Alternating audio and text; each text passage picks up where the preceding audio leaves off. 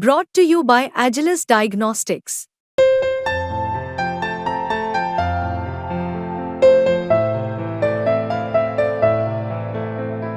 Agilus Diagnostics. नमस्कार दोस्तों, आप क्राइम तक देख रहे हैं। बात करते हैं कोलकाता में जो डॉक्टर का मर्डर हुआ है उसको लेकर कई चौंकाने वाले खुलासे हो रहे हैं। दरअसल इस मामले में संदीप घोष पर तमाम सवाल खड़े हुए हैं जो कि मेडिकल सुपरिटेंडेंट है। ऐसे में ये कहा जा रहा है कि वो लाशों का सौदा भी करते थे। लगातार सीबीआई उनसे पूछताछ कर रही है। ऐसे में ये भी बात सामने आ रही है कि क्यों 2 घंटे तक पुलिस को इन्फॉर्मेशन नहीं दी गई थी इस घटना के बाद। आखिर ये जो एक बात चल रही है कि सुसाइड बोला गया, क्यों, इसके पीछे वजह क्या थी? क्या कुछ छुपाया जा रहा था और क्यों छुपाया जा रहा था? क्या इससे अस्पताल की रेपुटेशन पर फर्क पड़ता? सच क्यों छुपाया जा रहा था और आखिर में क्यों सच बता दिया गया? गोपाल जी, ये जो एक नया खुलासा हुआ है जिसमें ये कहा गया है कि जो संदीप घोष हैं वो इस तरह से लाशों का भी सौदा करते थे और वहाँ पर बड़े सारे इलीगल एक्टिविटीज़ होती थी, तो ये तो बहुत चौंकाने वाली बात है। एक्चुअली में ये वहाँ पे डॉक्टर पहले एक एक्स अधिकारी कह सकते हैं कि उसी हॉस्पिटल में तैनात थे।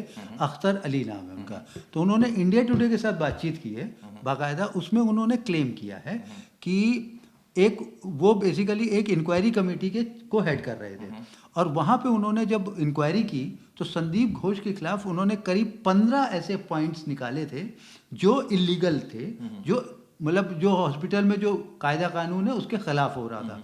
उसमें बहुत सी संगीन मामला, एक तो लाशों वाला जो निकल के आया, उनका क्लेम है कि जो अनक्लेम्ड बॉडीज होती थी उनको वो बेचते थे। इसका एविडेंस अब उनके पास क्या है ये वही जाने, लेकिन ये उनका दावा है। दूसरा जो सबसे इम्पोर्टेंट है कि जो बायोमेडिकल वेस्ट होता था उसकी बाकायदा स्मगलिंग होती थी, क्योंकि वो बायोमेडिकल वेस्ट जो है वो उसको हॉस्पिटल से हटाने के लिए कुछ पर्टिकुलर टेंडर्स होते थे या पर्टिकुलर वेंडर्स होते थे, उनको ही बेचा जाता था और वो स्मगल होके बांग्लादेश भेजे जाते थे। इसके अलावा जो जैसा कि अख्तर अली का दावा है, अगर हम उसको सही मानते हैं तो उस मेडिकल कॉलेज में जो स्टूडेंट्स थे उनको बाकायदा पास और फेल करने का भी पूरा एक धंधा और पूरा रैकेट चल रहा था। तो बहुत संगीन एलिगेशन है और ये एलिगेशन आपको बताएं चिराग कि पिछले कुछ दिनों से एग्जैक्टली एलिगेशन क्या थे ये नहीं निकल के आ रहा था, मगर हाँ ये ज़रूर सरफेस हो रहा था कि वहाँ पे बहुत सी ऐसी इलीगल एक्टिविटीज ज़रूर हो रही थी जो इनकी देखरेख में हो रही थी या जिनके बारे में इनको पता था। क्या इस बाबत कोई शुरुआत में पहले कंप्लेंट की गई थी? बिल्कुल। अख्तर अली का कहना है कि उन्होंने जो भी इंक्वायरी कमेटी को हेड किया था उसकी बाकायदा उन्होंने अपनी जो फाइंडिंग्स निकाली थी उस फाइंडिंग्स को बाकायदा वहाँ का जो मेडिकल हेड या कह सकते हैं मिनिस्ट्री है या डिपार्टमेंट है उसको उन्होंने सबमिट की थी अपनी रिपोर्ट। लेकिन जिस रोज उनकी रिपोर्ट सबमिट हुई है एग्जैक्टली उसी दिन उनको ट्रांसफ़र कर दिया गया। अख्तर अली का कहना है कि जो ये संदीप घोष के खिलाफ जो भी इंक्वायरी या जो कुछ भी फाइंडिंग्स आती थी तो इनकी पहुंच इतनी ज़्यादा थी कि जो भी करता था उसको तुरंत चेक कर दिया जाता था या उसको दूसरी जगह ट्रांसफ़र कर दिया जाता था, यानी उनको कहीं रहने नहीं दिया जाता था आसपास। ऐसे बहुत से एलिगेशन आ रहे हैं कि वहाँ पे बाकायदा 20% का कट चलता था और ये संदीप घोष ही चलाते थे। ये फाइंडिंग्स में निकाला है इन्होंने। इसमें आप एक और फैक्ट है जिसमें कि ये बता रहे हैं कि शायद इनका नार्को एनालिसिस टेस्ट भी होगा। अभी एक्चुअली में बात चल रही है, शायद इसको अप्रूवल भी मिल जाए कि संदीप घोष, चूँकि अभी देखो सीबीआई 64 घंटे से ज़्यादा की इनकी पूछताछ कर चुकी है, लेकिन अभी भी सीबीआई को ये साफ साफ लग रहा है कि संदीप बता कम रहे हैं, छुपा ज़्यादा रहे हैं। अब वो चीज़ निकले कैसे? तो उसके कुछ वैज्ञानिक तरीके हैं, साइंटिफिक तरीके हैं, जैसे कि पॉलीग्राफ टेस्ट है या नार्को टेस्ट है या इस तरह के जो साइंटिफिक तौर तरीके हैं। अब सीबीआई हो सकता है उनको ऑप्ट करे। तो ऐसे में अभी पॉलीग्राफ टेस्ट की बात चल रही है कि शायद संजय राय के बाद अब इनका भी पॉलीग्राफ टेस्ट होगा और उसके बाद अगर पॉलीग्राफ टेस्ट में भी मतलब कहते हैं कि अपने मतलब की उनकी इन्फॉर्मेशन नहीं मिलती है तो हो सकता है कि फर्दर। एक बड़ा अजीब विचित्र पर्सनैलिटी रहा संजय। मैं कल हमने वीडियो भी बनाई थी, उस पर ये बात जिक्र किया था कि उसका जो बिहेवियर था, मतलब आप सोचिए घटना से पहले वो रेड लाइट एरिया जा रहा है और वहाँ पर वो उससे पहले भी पॉर्न देख रहा था, वहाँ उसने एक महिला को छेड़ा भी था, बल्कि एक से कुछ फेवर भी मांग रहा था, तो इस तरह की बातें भी सामने आ रही हैं। हाँ, और इसी वजह से अब उसका साइकोएनालिसिस टेस्ट भी हो रहा है। नहीं, संजय के बारे में तो अभी बहुत सी चीज़ें खुल रही हैं। और संजय के बारे में अख्तर अली का भी ये कहना है कि संजय जैसे 3-4 लोग और थे जिनको बाकायदा संदीप घोष ने अपना बॉडीगार्ड या बाउंसर बना के रखा था। यानी इन लोगों को पूरी छूट थी कि वो हॉस्पिटल में किसी भी हिस्से में कहीं पर भी जा सकते हैं। क्यों? अब ये संदीप घोष और उनके बीच का नेक्सस है, ऐसा अख्तर अली ने बाकायदा क्लेम किया है। तो अगर हम माने कि अख्तर अली झूठ नहीं बोल रहे हैं या अख्तर अली की फाइंडिंग्स सच है, तो फिर इसका मतलब एक बहुत बड़ी चीज़ें अभी रिवील होनी बाकी है, क्योंकि अभी तो सिर्फ नेक्सस या कह सकते हैं ट्रैप में आए हैं संदीप घोष और संजय राय। इसमें दोस्तों एक और डायरी का सच सामने आया। दरअसल ये पता चला है कि जो विक्टिम थी वो डायरी लिखती थी और घटना से पहले भी उसने डायरी लिखी थी। जी हाँ। इसको लेकर बहुत ज़्यादा सीबीआई ने उसको जब्त भी किया है, हैंड राइटिंग का मिलान भी किया है। सर, इसको लेकर क्या आगे जानकारी निकल कर आई है? अभी इसको लेकर बाकी जानकारी तो नहीं आई है, क्या लेकिन था उस डायरी जो में? डायरी है उसमें बहुत सी ऐसी बातें लिखी हैं जो कह सकते हैं कि एक लड़की का जो ड्रीम होता है कि एक पढ़ने लिखने वाली लड़की जो डॉक्टर बनने के लिए एक किसी हॉस्पिटल में प्रैक्टिस करने आई है, ट्रेनिंग कर बन के आई है, उसने अपने ड्रीम्स लिख रखे थे कि उसको आगे चल के किस तरीके से अपने पेशे को आगे बढ़ाना है, अपने आप को कैसे आगे बढ़ाना है, किस तरह से उसको काबिल बनना है। तो ये सारी चीज़ें उसने अपनी डायरी में बाकायदा नोटिंग के तौर पर लिखी हुई है। तो ये एक बहुत बड़ी चीज़ है कि वो, और उसने जो डायरी में जिस तरीके की अभी तक जो खुल के सामने आ रही है बात, वो यही है कि वो डायरी के जरिए अपने आप को एक्सप्रेस करती थी। शायद उसके दोस्त कम हो, या हो सकता है कि वो अलूफ रहना पसंद करती हो, या उसको बहुत ज़्यादा घुलना मिलना पसंद नहीं। अक्सर देखा गया है कि डायरी वही लोग ज़्यादा लिखते हैं जो अक्सर अलूफ रहते हैं, लोगों से मिलते जुलते कम है, घुलते मिलते कम है। अपनी बात को एक्सप्रेस करने का उनके पास एक जरिया होता है कि वो अपनी बात डायरी में लिखकर बताएं। और ये डायरी का जो आखिरी पन्ना है, इसमें हो सकता है कि कुछ ऐसी बातें हैं जिसमें हो सकता है कि शायद उसमें हॉस्पिटल के बारे में कुछ उसमें जिक्र किया हो। समझ से बहुत परे है कि जब ये घटना करीबन 4 बजे के आसपास हो गई थी, आरोपी भाग गया था, उसके बाद इतनी लेट पुलिस को क्यों इन्फॉर्म किया गया? हाँ, ये देखिए, शायद 3 दिन हो गए इस बात को हम लोग डिस्कस कर रहे थे कि सुबह 6 बजे शायद पहली बार उसकी बॉडी देखी गई हॉस्पिटल में, और ये बॉडी जैसे ही देखी गई तो पूरे हॉस्पिटल में ये बात फैल गई। वहाँ जितने लोग हॉस्पिटल में थे, चाहे वो वार्ड बॉय हैं, चाहे हॉस्पिटल स्टाफ हो या डॉक्टर्स हैं, वो सब के सब उस मौका वारदात पर जाकर पहुँच के अपने अपने हिसाब से इन्वेस्टिगेट करने लगे। 1 घंटे के बाद, यानी बॉडी देखने के 1 घंटे के बाद प्रिंसिपल को इन्फॉर्म किया गया।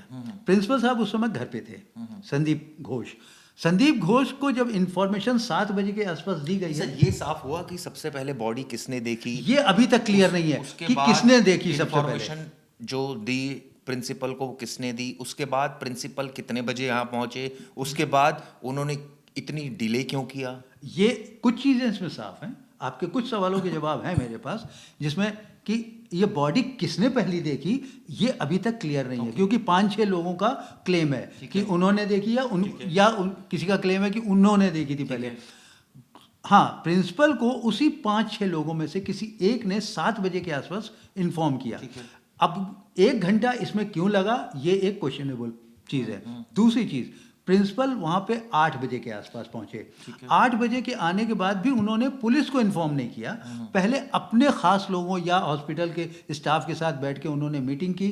इस बीच में उन्होंने कोई भी उस जो स्पॉट था उसको कॉर्डन ऑफ नहीं करवाया, जबकि वो डॉक्टर हैं, प्रोफेशन, इस प्रोफेशन की पहली रिक्वायरमेंट है कि किसी भी तरह के एविडेंसेस को। ये डर लग रहा था कि अभी इससे रेपुटेशन खराब हो जाएगी, अब इसको ये एक अलग केस दे दो। अभी तक तो देखिए, क्या ये बातें थी? ये उस समय अभी तक जो सीबीआई की इंक्वायरी में ये जो बात सवाल किए गए, उसमें यही बात को लेकर वो प्ली लेकर चल रहे हैं कि हमको रेपुटेशन का डर था। लेकिन रेपुटेशन का डर की बात नहीं है, इसके पीछे कुछ और भी बात है जिसको वो कहीं ना कहीं छुपाने की कोशिश कर रहे हैं। अब वो क्या है, वो तो सीबीआई के जो क्वेश्चनर्स हैं उससे पता चल रहा है कि वो बहुत सी चीजें जो है वो गोल गोल कर रहे हैं, वो क्लियर नहीं बता रहे हैं और उनके बयान बराबर बदल रहे हैं। इसमें सर एक और कैरेक्टर है जो इस जो संजय है उसके साथ रहता था, जो कि एक पुलिस वाला है और जिसको लेकर ये तमाम बातें की जा रही है कि वो उसको काफ़ी शेयर करता था और आखिरी बार संजय के साथ वो ही था, हालांकि वो कहता है उसको कोई जानकारी नहीं है घटना की। एक्चुअली में देखिए ऐसा है कि संजय के बारे में जो बात खुली थी वो ये थी कि वो कोलकाता पुलिस के लिए काम करता है। तो अगर वो कोलकाता पुलिस के लिए कोई काम करता है तो वहाँ पे किसी का याराना होना, दोस्ती होना और किसी के साथ क्लोज होना बहुत स्वाभाविक है। अब हो सकता है कि कोई हवलदार या पुलिस वाला कोई भी ऐसा हो सकता है जिसके साथ उसकी अपनी नातेदारी या दोस्ती काफ़ी अच्छी हो, जिसके साथ वो सारी बातें शेयर करता हो सकता है कि वो कहीं ना कहीं क्राइम पार्टनर भी हो किसी भी सूरत में, not exactly in the same case, लेकिन हो सकता है किसी और केसेस में या किसी और चीज़ में वो क्राइम पार्टनर का मतलब एग्जैक्टली क्राइम से नहीं है, लेकिन होता है आप बहुत से ऐसे छुपे खुले काम करते रहते हैं जिनको आप क्राइम पार्टनर कह के एक टर्म दे दिया जाता है। तो हो सकता है कि ऐसे उसकी ऐसी संगत हो। दूसरी चीज़ जो सबसे इम्पोर्टेंट है कि पुलिस को जब इंफॉर्मेशन दी गई तो वो कितने बजे दी गई, इसके बारे में 9 बजे के आसपास पुलिस उसके बारे में 2-3 टाइम लैप्स आ रहे हैं। एक कहा गया है कि 9:10 पे पुलिस को फ़ोन किया गया, एक कोई कह रहा है 9:30 बजे के बाद किया गया। इस तरह से टाइम लैप्स आ रहे हैं। लेकिन पुलिस, ये सवाल ये हो रहा है कि पुलिस को इतनी देर बाद क्यों बताया गया? जब 7 बजे संदीप घोष को पता चल गया था तो फिर पुलिस पर भी सवाल उठ रहे हैं कि उन्होंने इसमें एफआईआर दर्ज करते करते रात लगा दी। हालांकि पुलिस का प्ली है कि वो अननेचुरल डेथ में इसको कन्वर्ट कर रहे थे, टाइम लगता है इस तरह के केसेस में, देखना पड़ता है, पोस्टमार्टम होने के बाद ही स्थितियां बहुत साफ होती हैं, हम पहले किसी निष्कर्ष पर नहीं पहुंच सकते। मैं यहाँ पे पुलिस के वर्किंग को थोड़ा सी देर के लिए किनारे कर देता हूँ। वो अपने प्रोसीजर, शायद हो सकता है जो स्टेट ऑफ प्रोसीजर हो वो उसको फॉलो कर रहे हो, वट एवर। लेकिन बेसिकली यहाँ पे जो पहला स्टेप है जिसको हम शायद हम लोग सबसे पहले दिन इस बात को डिस्कस कर रहे थे कि सिस्टम, अब हमारा सिस्टम से जहाँ पे मुराद थी वो थी कि वो जो पूरा एडमिनिस्ट्रेशन है, हॉस्पिटल स्टाफ, हॉस्पिटल का एडमिनिस्ट्रेशन, ये जो सिस्टम था, ये सिस्टम में क्यों बातें कही जा रही है कि इसमें 7 डॉक्टरों ने मर्डर कर दिया या ये देखिए अलग अलग चिराग, अलग अलग थेरीज चल रही हैं। अब है क्या, जब तक फुल फाइंडिंग्स नहीं आती हैं तो डिफरेंट थेरीज तो चलती हैं। होता है कुछ लोगों के पास दो पॉइंट मिले किसी को, उसने अपने 2 पॉइंट अपनी तरफ से ऐड कर दिए और उसको फ्लोट कर दिया। तो अलग अलग जितने मुंह उतनी बातें हो रही हैं इस समय। अब ऐसे में एग्जैक्टली क्या है ये तो अभी फाइंडिंग्स के बाद ही, सीबीआई की फाइंडिंग्स होगी उसके बाद ही पता चलेगा। क्योंकि पोस्टमार्टम रिपोर्ट से सर बहुत चीज़ें क्लियर हो गई। एक तो ये क्लियर हुआ कि लड़की के जो फ्रैक्चर्ड है वो नहीं है बॉडी में, लेकिन बॉडी में फ्रैक्चर है, लेकिन बहुत ज़्यादा 14 चोट के निशान है। 14 चोट के निशान। उसके आंखों में चोट है, उसके होंठों में खून रिस रहा था, उसके हाथ, उसके नाखून उखड़े हुए थे।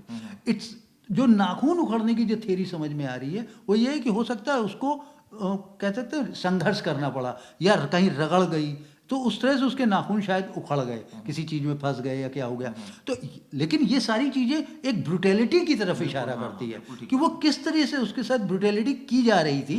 और जब तक वो कमरा भी कल भी हम डिस्कस कर रहे थे, देखा कि वो बंद था, वहाँ टेबल फैन लगा हुआ है, ऑब्वियसली किसी को हो सकता है इसलिए नहीं पता चला क्योंकि उसकी आवाज़ ही इतनी तेज़ होती है, लेकिन इतनी भी तेज़ नहीं होती है कि अगर कोई वहाँ पे चीखे चिल्लाए। लेकिन तो ये भी बड़ी विचित्र बात है, वहाँ किसी को पता नहीं चला। हाँ, मतलब ये बड़े कि 3rd फ्लोर पर जिस जगह पे ये वारदात हुई वहाँ पे क्या पूरा फ्लोर खाली था?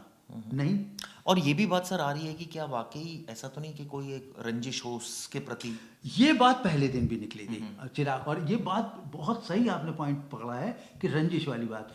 और आज अख्तर अली की जो मैं रिपोर्ट बना रहा था, अख्तर अली की जो कन्वर्सेशन को सुन रहा था, तो उसमें एक बात ज़रूर लिंक होती है ये साजिश वाली, कि जैसे एग्ज़ाम वाला जो इशू है, तो चूँकि वो भी ट्रेनी थी, वो भी स्टूडेंट थी, और उसको ये जाहिर सी बात है कि वहाँ के इस सिस्टम का पता चला होगा कि यहाँ पे पैसे दोगे तो पास होगे, ठीक है। और या दूसरी चीज़ें जो जैसे बायोमेडिकल वेस्ट को डिस्पोज ऑफ करने का जो पूरा नेटवर्क और नेक्सस था, जो रैकेट था, उसके बारे में भी हो सकता है उसको पता, क्योंकि डॉक्टर है, इंटरनल चीज़ें, बहुत सी चीज़ें उसको पता होंगी। तो वो सारा स्मगलिंग रैकेट, जो टेंडर वाला इशू है कि भाई टेंडर केवल इन 4-5 लोगों को ही दिया जाएगा, तो ये सारे हो सकता है कि ये सारी चीज़ें उसको पता हो और उसने किसी ना किसी से ये बात कह दी हो कि हमको ये बात पता है, तो और वो बात किसी तरह फिल्टर होकर प्रिंसिपल तक पहुंच गई हो या उन लोगों तक पहुंच गई जो इसको नहीं चाहते हैं कि आगे बढ़े। ठीक बात है, इस पर भी इन्वेस्टिगेशन हो रहा है। लेकिन जाते जाते मैं आपको बता दूं कि जो तोड़फोड़ की घटना हुई थी उसके भी गुनहगारों को पुलिस ने पकड़ा है। कोई कह रहा है टीएमसी का नेता थे, कोई कह रहा है बीजेपी के थे, कोई दूसरे फ्रंट के बता रहे हैं। खैर ये तो जांच होगी, उसके बाद साफ होगा। इसकी और डिटेल इन्वेस्टिगेशन, पोस्टमार्टम रिपोर्ट हमने डिस्कस कर ली, संदीप घोष का रोल डिस्कस कर लिया, और आगे भी कुछ जानकारी होगी तो आपसे शेयर करेंगे। तब तक के लिए शुक्रिया।